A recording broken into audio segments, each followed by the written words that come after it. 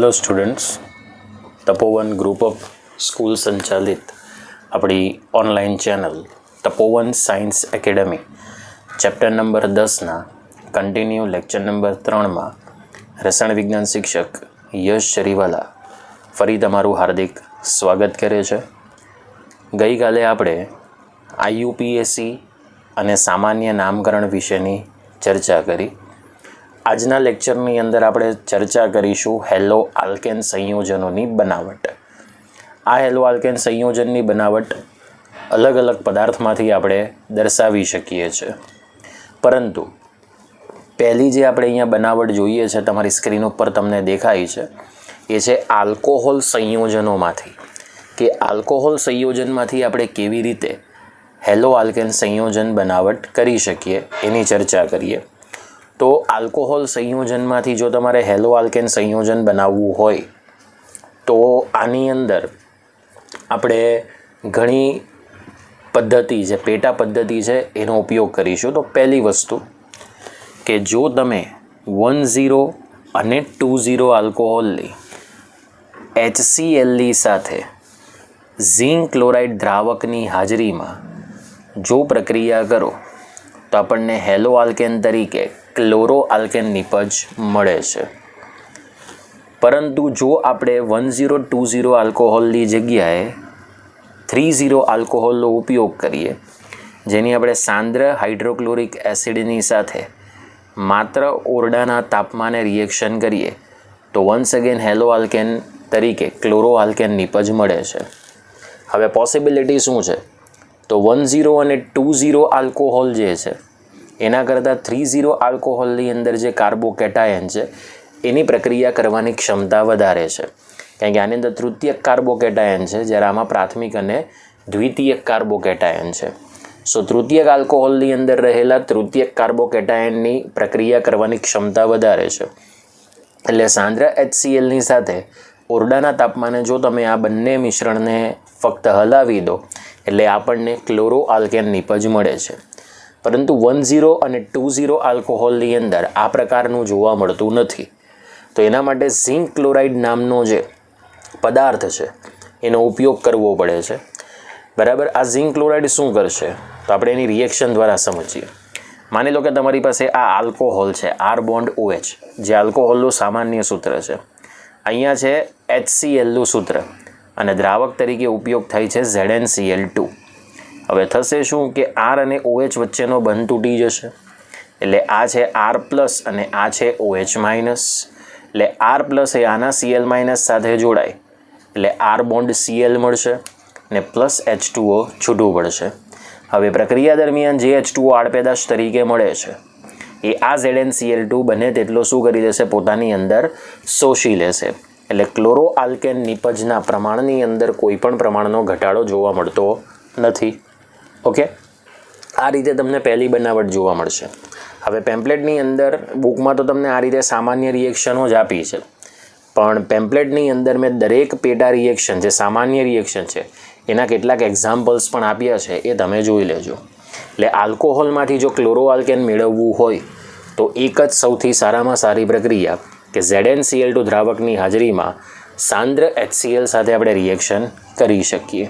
Okay, એટલે અહીંયા છેલ્લો શબ્દ લખ્યો છે કે HXની, HX એટલે હેલોજન એસિડની R બોન્ડ OH સાથે પ્રતિક્રિયાત્મકતાનો ક્રમ જો લઈએ, બરાબર, તો આલ્કોહોલમાં તૃતીયક આલ્કોહોલની પ્રતિક્રિયાત્મકતા વધારે, દ્વિતીયક આલ્કોહોલની ઓછી અને પ્રાથમિક આલ્કોહોલની સૌથી ઓછી હોય છે. ઓકે, તો આ છે તમારી આલ્કોહોલ સંયોજનમાંથી પહેલી બનાવટ. બીજું છે આલ્કોહોલ સંયોજનમાંથી આપણે બ્રોમો આલ્કેન બનાવવું છે. તો એના માટે આલ્કોહોલની HBr સાથે સતત ઉકાળવામાં આવે. જો તમે આલ્કોહોલને HBr સાથે સતત ઉકાળતા રહેશો તો આપણને બ્રોમો આલ્કેન પ્રમાણેની નિપજ મળશે. ઓકે, ચલો એના માટેની રિએક્શન અહીંયા છે R બોન્ડ OH, બરાબર, પ્લસ NaBr અને H2SO4 છે. હવે આ બેમાંથી HBr પ્લસ NaHSO4, બરાબર, આમાંથી બે ભાગ છૂટા પડે, H પ્લસ અને HSO4 -1. તો H પ્લસ Br માઇનસ સાથે જોડાઈને શું ઉત્પન્ન કરશે? HBr. અને NaHSO4 -1ની સાથે જોડાઈને શું બનાવશે? NaHSO4. હવે આ આલ્કોહોલના આર અને OH વચ્ચેનો બંધ શું થઈ જશે? તૂટી જશે. એટલે આર પ્લસ સીધા આ Br માઇનસ સાથે જોડાઈને બ્રોમો આલ્કેન બનાવશે. આ OH માઇનસ એ અહીંના H પ્લસ સાથે જોડાઈને શું બનાવશે? H2O. અને આ Na પ્લસ એ HSO4 માઇનસની સાથે એઝ ઇટ ઇઝ રહેશે. ઓકે, તો આ રીતે આપણે બ્રોમો આલ્કેન બનાવી શકીએ. આની પણ કેટલીક એક્ઝામ્પલ રિએક્શન આપણે અંદર પેમ્પલેટમાં આપી છે. ત્રીજી રિએક્શન, આલ્કોહોલમાંથી જો તમારે આયોડો આલ્કેન મેળવવું હોય તો એના માટે 95% phosphoric acid H3PO4 ortho phosphoric acid વપરાય. એને NaI અથવા KI પોટેશિયમ આયોડાઇડ અથવા સોડિયમ આયોડાઇડની સાથે જો તમે ગરમ કરો તો આપણને ઝડપથી આયોડો આલ્કેન મળે છે. તો અહીંયા રિએક્શન છે કે R bond OH plus NaI arrow ઉપર 95% H3PO4 એટલે આયોડો આલ્કેન પ્લસ શું મળે છે? NaOH. ઓકે, તો આ રીતે આપણને નિપજ આયોડો આલ્કેન મળી શકે. આની પણ તમને એક્ઝામ્પલ રિએક્શન આપી છે. હવે માની લો કે તમારે ક્લોરો અને બ્રોમો આલ્કેન એક જ પ્રક્રિયા દ્વારા મેળવવું છે. તેના માટે આલ્કોહોલના 3 મોલ અણુની ફોસ્ફરસ ટ્રાયહેલાઇડના એક અણુ સાથે રિએક્શન કરવાની. એટલે અહીંથી બંધ તૂટી જશે, બરાબર. એટલે R પ્લસ અને OH માઇનસ લખી શકીએ. તો અહીંનો 3 મોલ X માઇનસ એ આની સાથે જોડાય એટલે 3 મોલ તમને શું આપશે? R bond X. અને આ OH માઇનસ, બરાબર, એ 3 ઓક્સિજન અને 3 હાઇડ્રોજન એ ફોસ્ફરસની સાથે જોડાઈને H3PO3 ફોસ્ફરસ એસિડ ઉત્પન્ન કરશે. હવે આ જે ફોસ્ફરસ એસિડ છે એની બેઝિકતા કેટલી આવશે? 2. હવે અહીં આપણે X તરીકે કોણ ઉપયોગ કરી શકીએ? તો ક્લોરીન અને બ્રોમિન. કોનો ઉપયોગ કરી શકીએ? X તરીકે ક્લોરીન અને બ્રોમિનનો ઉપયોગ કરી શકીએ. પોઈન્ટ ક્લિયર થઈ ગયો? તો આ ટોટલ જે 4 બનાવટ છે જે આલ્કોહોલ સંયોજનમાંથી આપણે હેલો આલ્કેન સંયોજનને પ્રાપ્ત કરી શકીએ. હવે આ તમને જે પહેલી રિએક્શન દેખાય છે કે આલ્કોહોલની ZnCl2ની હાજરીમાં જો HCl સાથે રિએક્શન કરીએ તો ક્લોરો આલ્કેન આપણને નિપજ મળે છે. અને આ ટેસ્ટને કહેવામાં આવે છે લ્યુકાસ કસોટી, એટલે કે લ્યુકાસ ટેસ્ટ કહેવામાં આવે છે. એટલે ધ્યાન રાખજો, તમને એક્ઝામમાં એમ કહી દેવામાં આવે કે લ્યુકાસ કસોટી વિશે નોંધ લખો તો 6થા ચેપ્ટરમાં પણ આ વસ્તુ આપી છે ને 10મા ચેપ્ટરમાં પણ આ વસ્તુ આપી છે અને 11મા નંબરના ચેપ્ટરની અંદર પણ આ કસોટી વિશે આપણને આપવામાં આવ્યું છે. તો ત્યારે તમારે 11મા ચેપ્ટરનો જે સવાલનો જવાબ છે એ તમારે ત્યાં લખવાનો રહેશે. ઓકે, તો આઈડિયા આવી ગઈ છે કે હેલો આલ્કેન સંયોજનને આપણે આલ્કોહોલમાંથી કેવી રીતે બનાવી શકીએ. એક ચોથી બનાવટ છે કે લાલ ફોસ્ફરસને આયોડિન અથવા તો બ્રોમિનની હાજરીમાં જો ગરમ કરો તો આપણને PBr3 અને PI3 નામનો પદાર્થ મળે છે. અને ત્યાર પછી આ PBr3 અને PI3 સાથે આ મુજબ રિએક્શન થશે તો આપણને હેલો આલ્કેન તરીકે બ્રોમો આલ્કેન અને આયોડો આલ્કેન મળી શકે છે. સમજાઈ ગયું? તો આ એક 5મા નંબરની જે પ્રોસેસ છે એ પણ આપણે પેમ્પલેટની અંદર આપી દેવામાં આવી છે. ઓકે, હવે સૌથી અગત્યની A નંબરની અને D નંબરની જે રિએક્શન છે એ ખૂબ અગત્યની છે જે તમને MCQ બેઝ ઉપર પણ પૂછી શકાય. ઓકે, ચલો હવે વિદ્યાર્થી મિત્રો, હું અહીંયા એક્ઝામ્પલ ભણાવતો નથી કારણ કે એક્ઝામ્પલ ઓલરેડી તમને આવડી જશે, બરાબર. એટલે તમારે જાતે પ્રેક્ટિસ કરવાની. પણ લખાણની અંદર સામાન્ય રિએક્શનની નીચે કોઈ પણ એક એક્ઝામ્પલ તમારે લખી દેવાનું એટલે તમારા માર્ક્સ જાય નહીં. પણ પહેલાં સામાન્ય રિએક્શન આવવી કમ્પ્લીટલી જરૂરી છે કારણ કે આપણને ટેક્સ્ટ બુકમાં માત્ર ને માત્ર સામાન્ય રિએક્શનો જ આપવામાં આવી છે. ઓકે, હવે એક ખાસ નોંધ તમને પેમ્પલેટમાં આપી છે, બરાબર, જે ડાર્ક કલરના કોષ્ટકમાં દર્શાવી છે કે આલ્કાઇલ ક્લોરાઇડને આલ્કોહોલના દ્રાવણમાંથી શુષ્ક HCl વાયુ પસાર કરવાથી અથવા સાંદ્ર જલીય હેલોજન એસિડ અને આલ્કોહોલના મિશ્રણને ગરમ કરવાથી જ બનાવી શકાય. એટલે જો તમારે હેલો આલ્કેન તરીકે ક્લોરો આલ્કેન બનાવવું હોય તો એવા કેસમાં ક્યાં તો સાંદ્ર HCl લો, ક્યાં પછી શુષ્ક હાઇડ્રોજન ક્લોરાઇડ વાયુ લો, બરાબર. એ રીતે જ આપણે ક્લોરો આલ્કેનને બનાવી શકીએ.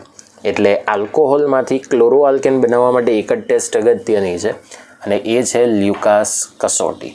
સમજાઈ ગયું? તો આ તમારી પહેલી બનાવટ પૂર્ણ થાય છે. હવે આપણે બીજી બનાવટ લઈએ જે છે હાઇડ્રોકાર્બનમાંથી. ઓકે, આનો સ્ક્રીનશોટ પાડી દો એટલે તમને વાંચતી વખતે આવા પોઈન્ટ વાંચવાને બરાબર એટલે રિકોલ જલ્દી થઈ જાય. હવે આપણી પાસે બીજી બનાવટ છે હાઇડ્રોકાર્બન સંયોજનમાંથી. આનો મતલબ કે આપણી પાસે જે શરૂઆતનો પદાર્થ હશે એ ફક્ત હાઇડ્રોકાર્બન હશે, જેને આપણે સાદો હાઇડ્રોકાર્બન આલ્કેન, આલ્કીન કે આલ્કાઇન તરીકે ઓળખીએ છીએ.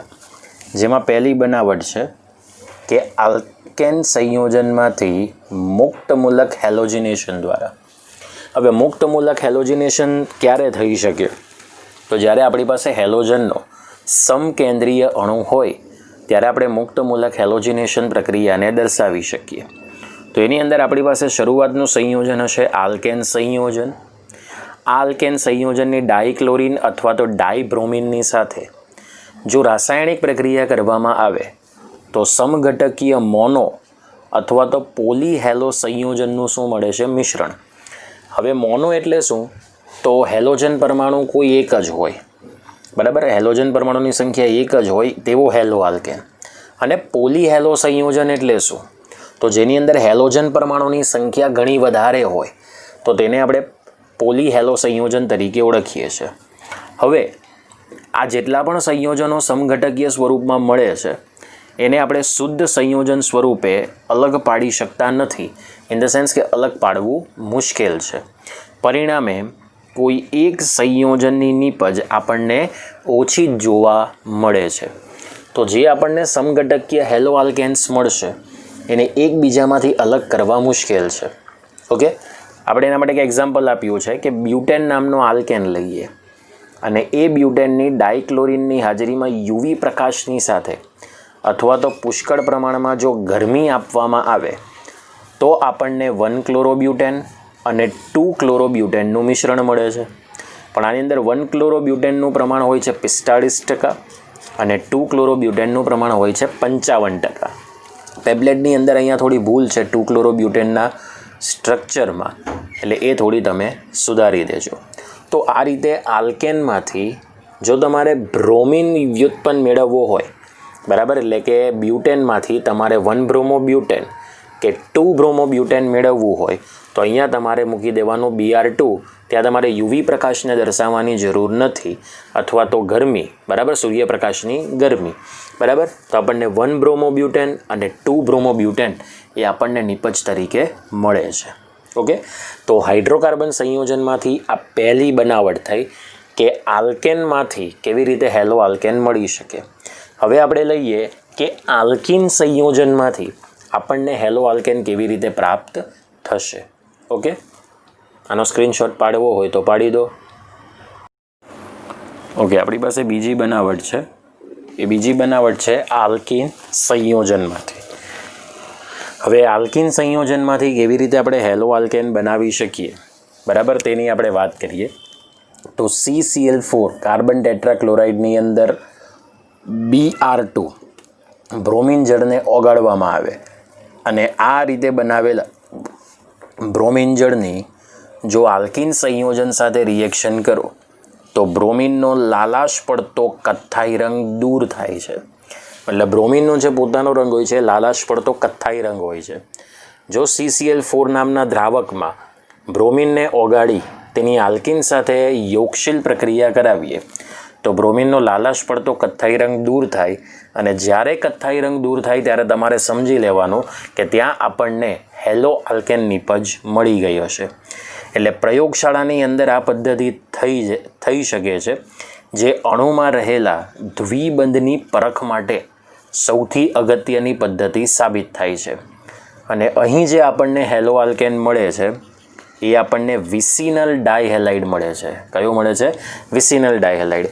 જે આપણે ગઈકાલે જ જોયું છે કે વિસિનલ ડાયહેલાઇડ એટલે પાસેના 2 કાર્બન પરમાણુ સાથે જો સમાન હેલોજન પરમાણુ જોડાય તો આપણે એને વિસિનલ ડાયહેલાઇડ તરીકે ઓળખીએ છીએ. ઓકે, ચલો અહીંયા આપણે આલ્કીન તરીકે લઈ લીધું છે ઇથિન અને આ ઇથિનની ડાયબ્રોમિનની સાથે CCl4 નામના દ્રાવકની અંદર રિએક્શન કરી તો અહીંયાથી પાઈ બંધ તૂટી જશે અને આ બંને કાર્બન સાથે બ્રોમિન પરમાણુ જોડાઈ જશે. એટલે BrCH2 bond CH2 bond Br એટલે આપણે આને કહીએ છીએ 1,2-ડાયબ્રોમો ઇથેન, જેને આપણે વિસિનલ ડાયબ્રોમાઇડ કહીએ છીએ. શું કહીએ છીએ વિદ્યાર્થી મિત્રો? વિસિનલ ડાયબ્રોમાઇડ. સમજાયું?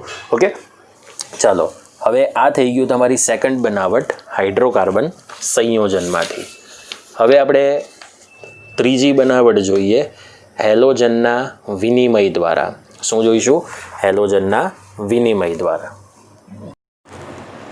ઓકે, ત્રીજી પદ્ધતિ છે હેલોજનના વિનિમય દ્વારા. હેલોજનનો વિનિમય દ્વારા એનો મતલબ એવો થાય કે હેલોજન પરમાણુ જ એ અન્ય હેલોજન પરમાણુનું વિસ્થાપન કરે છે. એટલે આપણે અહીંયા એને શબ્દ આપી શકીએ હેલોજનના વિનિમય દ્વારા.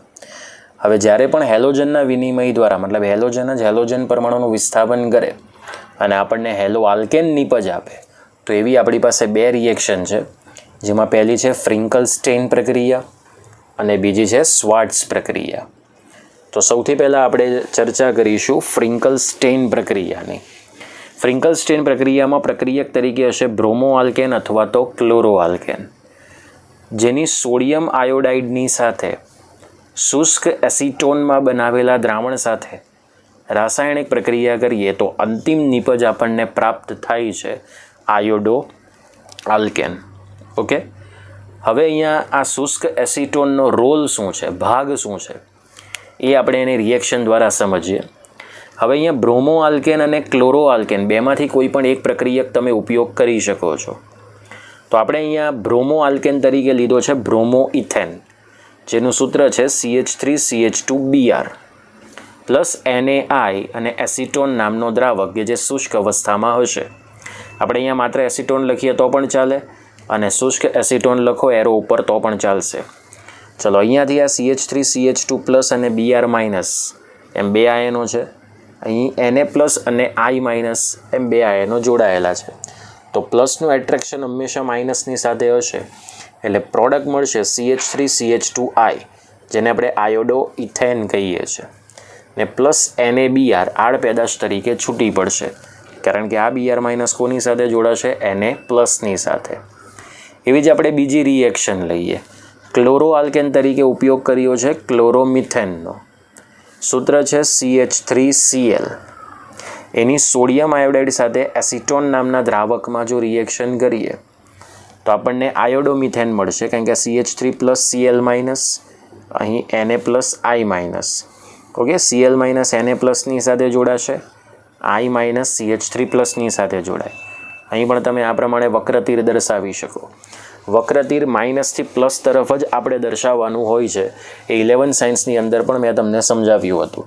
તો CH3 પ્લસ અને I માઇનસ એ CH3I બનાવશે, જે આયોડોમિથેન નિપજ કહેવાય, પ્લસ NaCl આડ પેદાશ તરીકે છૂટી પડશે. હવે આ બંને રિએક્શનમાં છૂટી પડેલી આડ પેદાશ NaBr અને જે NaCl છે એ શુષ્ક એસિટોનની અંદર અવક્ષેપિત થાય છે. મતલબ ધીમે ધીમે એના અવક્ષેપ બનતા જશે અને આ બંનેનું તમને દ્રાવણ મળશે. એટલે જ્યારે તમે આ અવક્ષેપને ગાળી લો એટલે લ શટેલિયરના સિદ્ધાંત મુજબ એ પુરોગામી પ્રક્રિયાનો વેગ આગળ વધે છે, એટલે આપણે આયોડો આલ્કેન નિપજનું પ્રમાણને આપણે વધારી શકીએ. ઓકે, એટલે ફ્રિંકલ-સ્ટેઇન પ્રક્રિયામાં આપણને નિપજ મળે છે આયોડો આલ્કેન, જેમાં આયોડિન હેલોજન પરમાણુ દ્વારા બ્રોમિન અને ક્લોરિન આ હેલોજન પરમાણુ વિસ્થાપિત થાય છે. બીજું લઈએ સ્વાર્ટ્ઝ પ્રક્રિયા. સ્વાર્ટ્ઝ પ્રક્રિયામાં આપણે બ્રોમોમિથેન કે ક્લોરોમિથેન જ લેવાનું છે, કન્ફર્મ ફિક્સ છે. ફ્રિંકલ-સ્ટેઇનમાં આપણે બ્રોમો આલ્કેન અને ક્લોરો આલ્કેન મતલબ કાર્બનની ગમે તેટલી સંખ્યા હોય એવું આપણે હેલો આલ્કેન પસંદ કરી શકીએ. પણ સ્વાર્ટ્ઝ પ્રક્રિયામાં ઓલરેડી આપણે એક જ કાર્બનવાળો બ્રોમિન અને ક્લોરિન વ્યુત્પન્ન લેવો પડે, જેને આપણે બ્રોમોમિથેન કે ક્લોરોમિથેન કહીએ છીએ. આ બેમાંથી કોઈ પણ એક પ્રક્રિયકની ધાત્વીય ફ્લોરાઇડ સાથે રિએક્શન કરવાની, જેમાં એક છે સિલ્વર ફ્લોરાઇડ AgF, બીજો છે મર્ક્યુરસ ફ્લોરાઇડ Hg2F2, ત્રીજો છે કોબાલ્ટ ફ્લોરાઇડ COF2 અને ચોથું છે SbF3 એન્ટીમની ટ્રાઇફ્લોરાઇડ. આ ચારમાંથી કોઈ પણ એક ધાત્વીય ફ્લોરાઇડ સાથે બ્રોમોમિથેન કે ક્લોરોમિથેનની રાસાયણિક પ્રક્રિયા કરો તો આપણને અંતિમ નિપજ તરીકે પ્રાપ્ત થાય છે ફ્લોરોમિથેન. અંતિમ નિપજ કઈ મળે છે? ફ્લોરોમિથેન. બરાબર. તો રિએક્શન આપી છે બ્રોમોમિથેનની AgFની સાથે રિએક્શન કરો એટલે અહીં CH3 પ્લસ Br માઇનસ લઈ લો, અહીં Ag પ્લસ અને F માઇનસ લઈ લો. તો આ F માઇનસ CH3 પ્લસની સાથે જોડાઈ CH3F બનાવશે જેનું નામ શું છે ફ્લોરોમિથેન, અને Br માઇનસ Ag પ્લસની સાથે જોડાઈ શું બનાવશે AgBr. ઓકે, ચાલો એ જ પ્રમાણે ક્લોરોમિથેનની Hg2F2 મર્ક્યુરસ ફ્લોરાઇડ સાથે રિએક્શન કરીએ. ઓકે, એટલે આ CH3 ફ્લોરિન સાથે જોડાય એટલે CH3F બનાવશે, અને આ Hgના 2 મોલ એ આ Cl સાથે રિએક્શન કરી Hg2Cl2 બનાવશે. હવે અહીંયા ક્લોરિનના 2 મોલ હોવાથી CH3Clને 2 વડે ગુણી દો, અને અહીંયા CH3ની સંખ્યા 2 છે, ફ્લોરિનની 2 છે, એટલે CH3Fને પણ 2 વડે ગુણી દો. તો જ્યારે પણ બ્રોમોમિથેન કે ક્લોરોમિથેનને ધાત્વીય ફ્લોરાઇડ સાથે રિએક્શન કરી ફ્લોરોમિથેન મેળવો તો તે પ્રક્રિયાને સ્વાર્ટ્ઝ પ્રક્રિયા તરીકે ઓળખવામાં આવે છે. એટલે અહીં ફ્લોરિન પરમાણુ એ બ્રોમિન અને ક્લોરિન હેલોજન પરમાણુનું શું દર્શાવે છે વિસ્થાપન. તો જ્યારે આપણે બ્રોમો આલ્કેન કે ક્લોરો આલ્કેનમાંથી આયોડો આલ્કેન મેળવવાનું હોય તો એ રિએક્શન કહેવાશે ફ્રિંકલસ્ટેઇન, અને બ્રોમોમિથેન કે ક્લોરોમિથેનમાંથી ફ્લોરોમિથેન મેળવવાનું હોય કે ફ્લોરિન હેલો આલ્કેન મેળવવાનું હોય તો એને કહેવામાં આવશે સ્વાર્ટ્ઝ પ્રક્રિયા. તો અહીં આપણે 3 બનાવટ દ્વારા હેલો આલ્કેન સંયોજનની બનાવટ પૂર્ણ કરીએ છીએ. હવે આપણે લઈએ હેલો એરિન સંયોજનોની બનાવટ. આનો સ્ક્રીનશોટ પાડવો હોય તો પાડી દો. ઓકે, આપણી પાસે 4th નંબરની રિએક્શન છે હેલો એરિન સંયોજનોની બનાવટ. હવે હેલો એરિન સંયોજન માટે 2 પદ્ધતિઓ છે, જેની અંદર પહેલી પદ્ધતિ છે કે હાઇડ્રોકાર્બન સંયોજનમાંથી ઇલેક્ટ્રોન અનુરાગી વિસ્થાપન પ્રક્રિયા દ્વારા આપણે હેલો એરિન સંયોજનની બનાવટ કરવાની છે. તો અહીં આપણી પાસે એરોમેટિક હાઇડ્રોકાર્બન લઈશું, જેની અંદર પહેલો છે ટોલ્યુઇન. તમે આની અંદર બેન્ઝીનનો ઉપયોગ પણ કરી શકો, પણ આપણે મોનો વિસ્થાપિત બેન્ઝીન વ્યુત્પન્ન લઈશું, જેમાં લઈએ ટોલ્યુઇન. એ ટોલ્યુઇનની Fe ઉદ્દીપકની હાજરીમાં ડાયહેલોજન અણુ X2 સાથે અંધારામાં પ્રક્રિયા કરવાની, મતલબ કે ડાર્ક રિએક્શન છે, બરાબર. એટલે અહીંયા અંધારું શબ્દ વાપર્યો છે. એટલે આ CH3 જે પ્રથમ ક્રિયાશીલ સમૂહ ઓલરેડી દાખલ થઈ ચૂક્યો છે, અને આની અસરથી દાખલ થતો ઇલેક્ટ્રોન અનુરાગી આયન જેને આપણે X+ કહીએ છીએ, તે એક વખત ઓર્થોમાં અને બીજી વખત CH3ના પેરા સ્થાનની અંદર દાખલ થાય છે. તો આપણને 2 ઓર્થો અને પેરા હેલો ટોલ્યુઇનનું શું મળે છે મિશ્રણ મળે છે. જો તમે અહીં Cl2નો ઉપયોગ કરો તો આપણને ઓર્થો ક્લોરોટોલ્યુઇન અને પેરાક્લોરોટોલ્યુઇનનું મિશ્રણ મળશે, અને જો તમે અહીં Br2નો ઉપયોગ કરો તો આપણને ઓર્થોબ્રોમોટોલ્યુઇન અને પેરાબ્રોમોટોલ્યુઇનનું શું મળે છે મિશ્રણ મળે છે, બરાબર. તો અહીં બેઝિક વસ્તુ શું છે કે ઇલેક્ટ્રોન અનુરાગી આયન કોણ છે X+. હવે કેવી રીતે બનશે ધેટ્સ વેરી ઇમ્પોર્ટન્ટ. તો આ Fe એ પહેલાં તો X2ની સાથે રિએક્શન કરશે, અને એ Fe X2ની સાથે રિએક્શન કર્યા બાદ બનાવશે FeX3. જો તમે અહીંયા Cl2નો ઉપયોગ કરો તો FeCl3 ઉદ્દીપક મળશે, અને Br2નો ઉપયોગ કરો તો FeBr3. હવે આ FeX3 એ X2 સાથે આગળ રિએક્શન કરશે, બરાબર. એટલે 2 મોલ્સ ઓફ X2 થઈ ગયા, ક્લિયર. એટલે બનાવશે FeX4-1 અને X+. બોલો, આ રીતે ઇલેક્ટ્રોન અનુરાગી આયન છૂટો થઈ ગયો. ઓકે, એટલે આમાંથી X+ અને X- એમ 2 છૂટા પડશે. તો X- આની અંદર દાખલ થાય એટલે FeX4-1 થશે, અને X+ જે છે તે આ CH3ની પ્રત્યક્ષ નિર્દેશક અસરથી એક વખત ઓર્થો અને બીજી વખત પેરા સ્થાનમાં દાખલ થશે, અને ઓર્થો પ્લસ પેરા સબસ્ટિટ્યુટેડ આપણને નિપજ પ્રાપ્ત થશે. તો આ રીતે આપણે એરોમેટિક હાઇડ્રોકાર્બન સંયોજનમાંથી ઇલેક્ટ્રોન અનુરાગી વિસ્થાપન પ્રક્રિયા દ્વારા આપણે આ રીતે મિશ્રણયુક્ત હેલો એરિન સંયોજન બનાવી શકીએ. હવે કન્ડિશન શું છે કે અહીં ઓર્થો અને પેરા તમને 2 વિસ્થાપિત નિપજ મળે છે. આ બંને સમઘટકોને તેઓના ગલનબિંદુમાં ખૂબ મોટો તફાવત છે, અને મોટા તફાવતને કારણે આપણે આ બંનેને ખૂબ સહેલાઈથી અલગ કરી શકીએ છીએ, બરાબર.